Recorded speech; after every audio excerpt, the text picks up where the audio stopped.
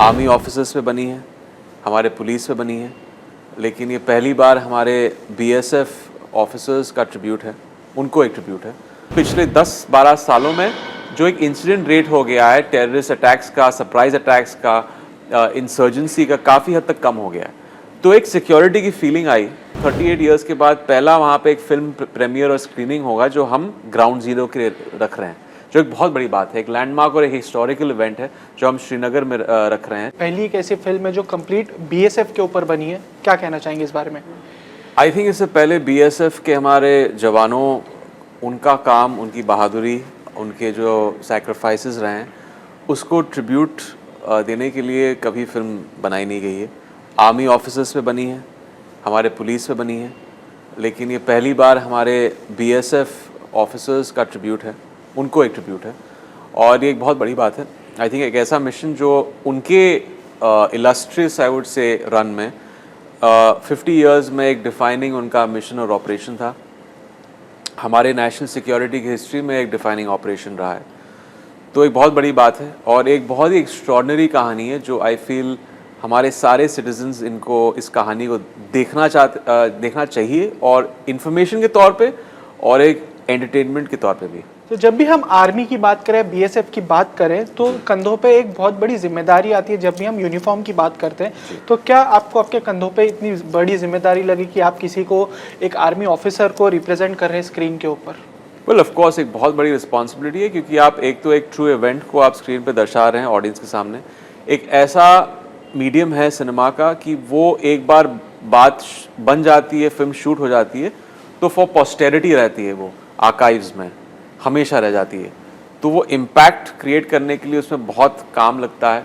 वो रिस्पॉन्सिबिलिटी को मद्देनज़र रखते हुए आपको एक्यूरेसी की तरह उस कहानी को पेश करना है ऑडियंस के सामने। एक ऐसी फिल्म है जो बीएसएफ की दुनिया, उनके जवानों, उनके ऑफिसर्स को रिप्रेजेंट करती है, तो उसका एक केयर और सेंसिटिविटी का होना बहुत ज़रूरी है।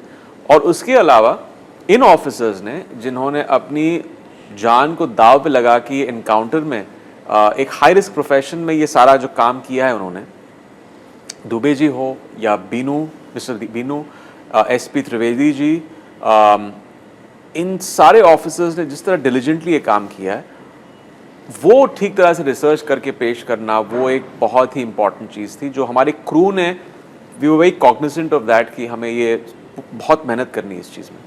फिल्म में आपने real life officer एनएनडी Dubey ji का कैरेक्टर प्ले किया है।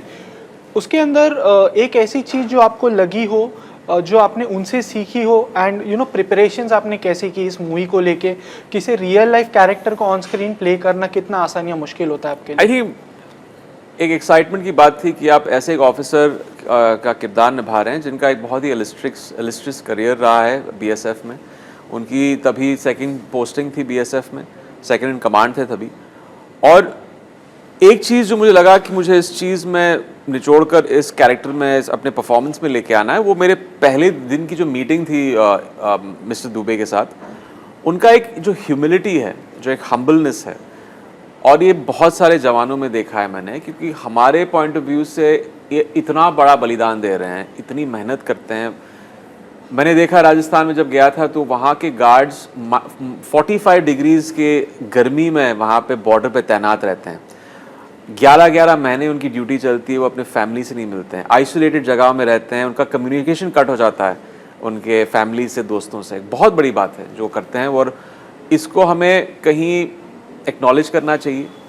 तो वो चीज़ है, और मिस्टर दुबे की जो ह्यूमिलिटी, उस चीज़ को डिस्टिल करके इस परफॉर्मेंस में लेके आना, क्योंकि उन्होंने मुझसे कहा कि ये तो हमारी ड्यूटी है, सिर्फ ये इनकाउंटर जब हमने किया था, ये तो हम, it was just another day of the job, क्योंकि हम अपने देश से प्यार करते हैं, अपने देश के नागरिकों से प्यार करते हैं।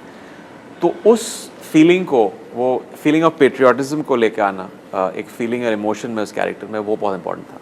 फिल्म में जो ऑपरेशन दिखाया गया है वो कश्मीर वैली में जो इंसिडेंट हुआ था उस पर दिखाया गया है। सो कश्मीर को लेके आपका क्या पर्सपेक्टिव था पहले, एंड यू नो शूटिंग के दौरान जब आपने कश्मीर को देखा, वहाँ के लोगों को देखा, एंड शूटिंग के बाद, फिल्म बनने के बाद आपका पर्सपेक्टिव कितना चेंज हुआ है कश्मीर को लेके या वहाँ के लोगों को लेके? वेल, जैसे हम जब जानते हैं कि कश्मीर अपनी हिस्टोरिकल, पॉलिटिकल, जियोग्राफिकल टेंशन्स की वजह से दुनिया का सबसे सेंसिटिव और कॉम्प्लेक्स जगहों में से एक है।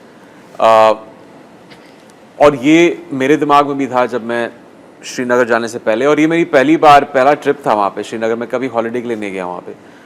इतनी खूबसूरत जगह, जब आप वहाँ पे लैंड करते हैं, डल लेक का नज़ारा, वहाँ की सड़कें, खुली सड़कें, वहाँ के पहाड़, साफ़ हवा, जो एक क्लीनलीनेस है वहाँ पे, वो आपके दिल में और दिमाग में रह जाती है।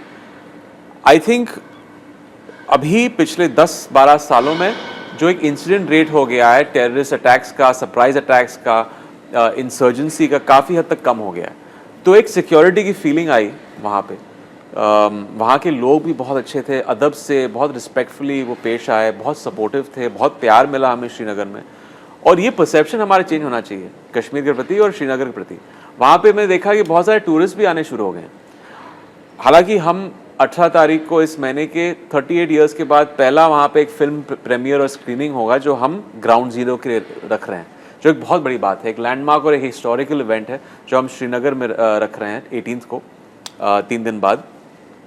और ऐसी इवेंट्स और फिल्मों को करनी चाहिए श्रीनगर में, सिर्फ टूरिज्म के हिसाब से नहीं, एक वहाँ पे एक नॉर्मलसी लेके आने के लिए, क्योंकि ताकि वहाँ के लोगों को भी ये लगे कि अच्छा ये एक बॉलीवुड आ रहा है वहाँ पे, अपनी फिल्मों को शोकेस ये लोग कर रहे हैं। तो आई थिंक वही है, और लोगों को इस चीज़ में पार्टिसिपेट करना चाहिए और लोगों को जाके वहाँ शूटिंग करनी चाहिए, क्योंकि मैं खुद कह रहा हूँ कि वहाँ पे एक सिक्योरिटी कंसर्न हमारा था ही नहीं। क्या कोई ऐसी बकेट लिस्ट में आपके ऐसे कोई कैरेक्टर्स है जो आप ऑन स्क्रीन प्ले करना चाहते हो, जो अब तक आपको मौका नहीं मिला हो? वेल, इसके बारे में सोचा नहीं मैंने, लेकिन आई थिंक जॉनर्स के तौर पे मुझे एक साइंस फिक्शन फिल्म करनी है जो ज़्यादातर हमारे देश में बनती नहीं है। तो थैंकफुली अब जो माहौल बदल रहा है और लोग नए नए एक्सपेरिमेंट्स करना चाहते हैं, ज़्यादा सिनेमा में अब आजकल एक्सपेरिमेंट्स नहीं हो रहे, बट OTT में हो रहे हैं। बट उम्मीद करता हूँ कि सिनेमैटिकली थिएट्रिकल रिलीजेस के लिए भी एक हम लोग अलग जॉनर्स को एक्सप्लोर करें। हमारे साथ जुड़े रहने के लिए सब्सक्राइब करें देश रोजाना के YouTube चैनल को, और नई वीडियो की नोटिफिकेशन पाने के लिए बेल आइकन जरूर दबाएं। अगर आप ये वीडियो Facebook या Instagram पर देख रहे हैं तो पेज को लाइक और फॉलो जरूर करें और ज्यादा से ज्यादा शेयर करें।